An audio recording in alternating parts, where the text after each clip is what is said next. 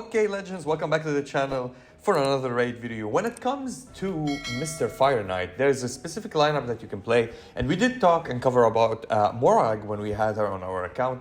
There's a specific strategy that you can play and cheese your way into defeating the boss with ease to obtain 6-star relics or artifacts at least from that boss, which is absolutely nice. As you see, my account is not fully built. I'm still using champions at level 40 and champions at level 50, and we are absolutely doing it. And if you want to have the best start for your account, of course, use my link down there in the description below to download the game. I'll keep it pinned in the comment section so you can gain access to 3 legendary champions, Elenaril as a starter, and if you use promo code DesertQueen, you're gonna get the beautiful Tagoar as your support, and on the 7th day of your login, you're gonna obtain Mikey as your beautiful legendary champion.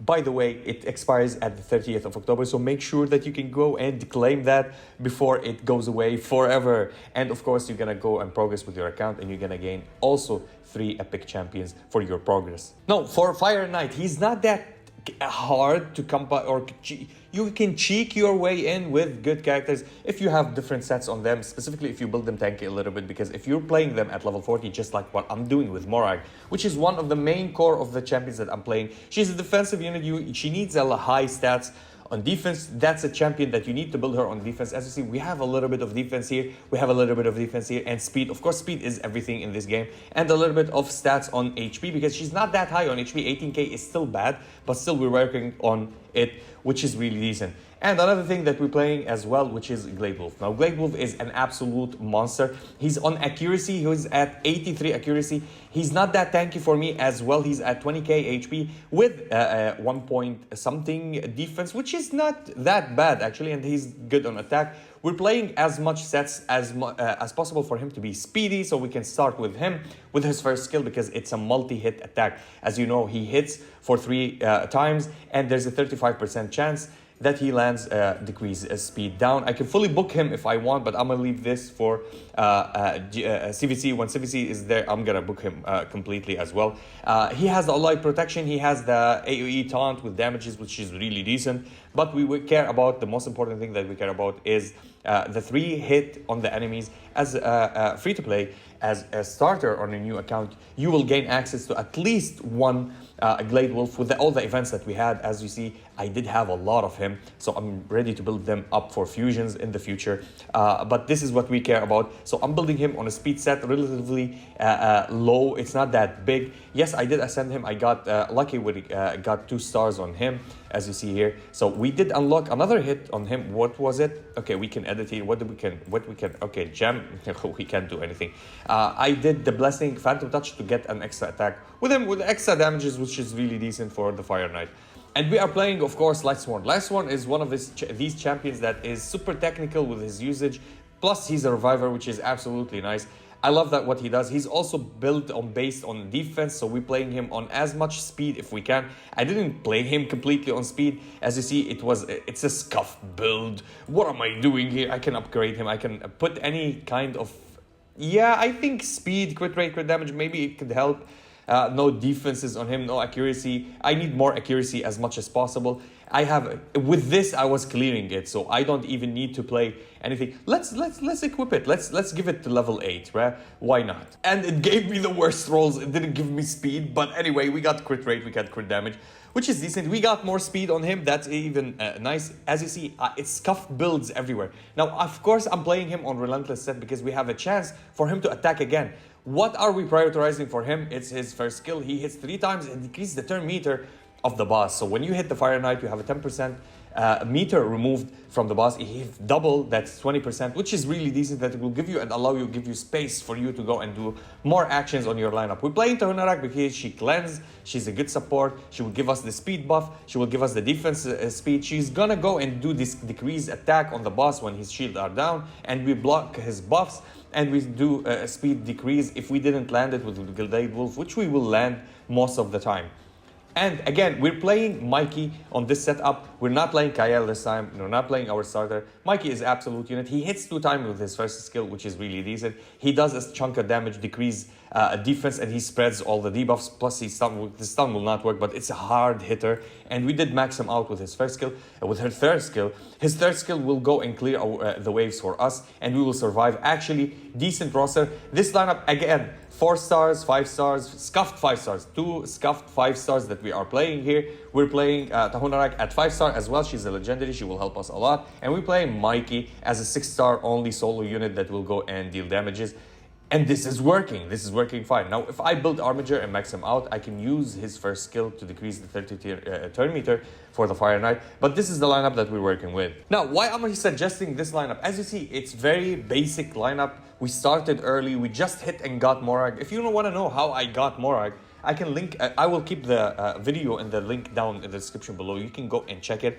It's the fastest way to get Morag, actually, if you're playing on a PC client and you have the Plarium, of course, application open. So we want to hit stage 13 as the, and again, it's not that great because of the Force Affinity. We want to play it just to get that 6 star. So you can go and farm it on any event that is coming up later. And we have one that is coming up really soon. You want to hit that and try to get 5 stars, 6 stars as much as possible. So you have the chance and the probability to get a 6 star from here. And this is the setup that we're playing. Now, of course, you want to make sure to set your attacks. You want to count how much it is also when you get to the boss at the end. So we start with Mikey. We prioritize his AoE on the first round, second round, and the third round we want him to attack with his nunchucks with his first basic skill because it's a 2 attack, but we don't care if he used as a second skills because when the boss shield is not up, he can use his second skill or third skill to deal damages and put those debuffs on. With Morag, we want to go and we would never use her third skill. We're using her second skill. Actually, I don't want to use it here. Let's not use it on the first round. Let's use it on the second round. And on the third round, we just want to use anything, but we are prioritizing her ultimate or her third skill at the start because she will do the ally attack. 2 allies will go and attack with her. And if you are lucky, it will be Lightsworn and Glade Wolf, which is really nice. And with Tagoar, we're not using her second skill on the first or second wave. We're using everything on the third skill or the third wave. And we will prioritize with her at the start to use this. We're gonna get the defense buff and we're gonna get the speed so we can go and play more. For Glade Wolf, we are not taking his ally protection because we don't need it, specifically on stage 13 or lower stages, because we are not dying and we don't want him to aggro the boss or aggro the units and take the much damages as possible. Now he will aggro them with Ghostly Roots, which is nice. It's just an AoE for us to, again, on the first I don't want to use it at all on the first turn. I want to use it on the second turn so we can do AoE with Morag AoE and we can do more damages as much as possible. And on the third round, you don't want to use anything except his first skill because it's a 3-hitter and it will remove the shields on the boss, which is really decent. Plus Lightsworn, again, we're using all of his skills, we don't care, but on the third turn, we don't want to use the decrease attack, decrease speed. We already do it with Mikey, with Tagoar, and the decrease speed as well with Glade Wolf. So we want just to do the first skill, and if we can get Indomitable sometimes, it will help us because it will increase the defense and revive on death, and have a revive on death on all allies. So if somebody dies, if something happens, which it doesn't happen, but if something happens, we can go and be safe with somebody reviving after they die. And we're gonna use his first skill because it decreases the turn meter by 10% and it's a 3-hitter. So if Morag procs her ultimate or her third skill and we hit with the first skill with Lightsworn and Glade Wolf, the ones that attack, will absolutely be really, really good. So here we go. So of course we start with Glade Wolf. He's the fastest on the lineup. I just don't want him to aggro. I wish I didn't do the second skill for him. Sometimes he does his second skill, they aggro him, they go and attack him when he provokes, and that's actually bad for our lineup because we are absolutely cooking ourselves because he takes a lot of damage and we can't do anything. Plus we don't have any heals or any defensive buffs at the start when he uses it. Hopefully we can have something. Nobody got stunned. Anyway, we killed somebody, we decreased the turn meter of someone, and here we go. Everybody will attack him. Actually, one provoke happened on him, so he can survive. And Lightsworn, okay, we don't want Lightsworn to die, so hopefully we can heal him. And the AoE, that's what I'm talking about. Okay, we're good. So Morag with the second, or on the boss, we're gonna go and activate her ally attack with everybody to go and attack with her. So 2 allies will go and attack with her. Hopefully it will be, okay, yep, this is the best scenario that you want to happen. And we go and increase the turn meter. Now, why we're playing Mikey and Relentless proc again, decrease the turn meter one more time, and he had a turn again. Absolutely beautiful. And we got the revive on allies if something wrong happens. Now, why Mikey is our champion to be used as the leader? Basically, there's two leaders on this lineup, same attribute, which is Tahonarak and Mikey. But even though if I had somebody else, like let's say Tagoar or anybody that revives or heal or shields, I don't want to play their passives or their auras. I want to play Mikey because of the effect accuracy, so we can go and land that decreased turn meter. If we can land also the speed down, as you see the speed down here, and whenever the boss shields are down, we can go, and now the boss shield is down. With Mikey, we couldn't land the defense. If we can land with his Cyclone, the attack down, that would be absolutely huge. Here we go, attack down from Tahonarak, never mind, and defense down from Mikey. So we're actually safe and everything is good. So when he attacks us, he's not gonna deal these much damages that will absolutely destroy us.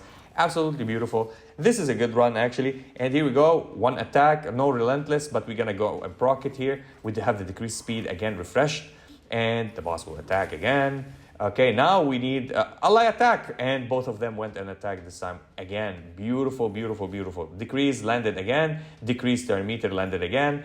Absolutely beautiful. We increase our speed and defenses, and we're gonna go and hit the boss once more time. Decrease turn meter one more time, and here we go, more damages. This is what we want to do, and attack damage down. That's great. Now it takes a little bit of time, but in the end, you're going to finish it. That's an early game. That's a 4-star, 5-star, 5-star, 5-star, and 1 6-star. That's a 4-star, still surviving tanky. You can see that we're going into critical levels, but we're going to go and have the revive on our lineup for 2 turns, which even if he hits and kills somebody, we can still have the chance to revive them, and we can go and play safe. Lightsworn, I love him. Morag, I love her here. And Glade Wolf, I love them. Maybe Tahonarak in the future, if I can find another support that can shield or something, but I think she's perfect. I just need to level them up more and more. There's different champions that you can play in the future, 100%. But here we're using these specific set of champions as free to play, as a starter account. That is, we started early and we didn't have all of the things. We got the leech finally. Now we can heal even more up. Now we're completely safe with the heals, with everything up, because we have the leech. So nobody will die on this lineup. Actually, it was so unlucky to have it late. If we had it early, we could survive more and more. And of course, decreasing the turn meter of the boss whenever his shields are down are super essential and important. Lightsworn, I might change him in the future for somebody that might actually remove like 30% to 40 to 50% turn meter, maybe 100% if we can. Okay, I'm gonna keep it. Maybe in the future we can use it for something. Anyway, that was it for this run. I hope you enjoyed it. Let me know what you're using as an early game. I know there's not a lot of champions that you can use at the early game. There's a lot of champions that you can use that decrease turn meter. You can place them as rare and common. There's uncommon also that decrease turn meter. But because we have Lightsworn and we want to build him, and I already 5-starred him, and we have him ascended, which is really, really nice. And I think Morag is the MVP here. So Morag, when I fully book her, how much are her books? Did I get any skill on her? I still didn't book her, okay? I want to fully book her just to use the cooldown here to go to 5 turns or to 3 or to 4 turns.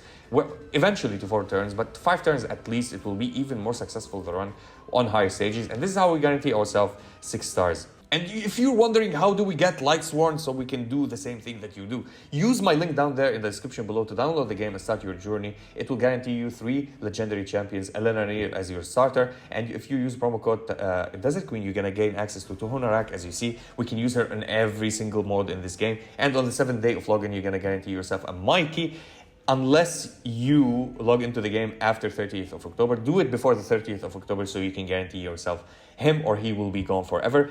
And you're gonna get also 3 epic champions. One of them is Lightsworn as you progress through your account using this link down there below. And that's it for the video. I'll see you on the next one.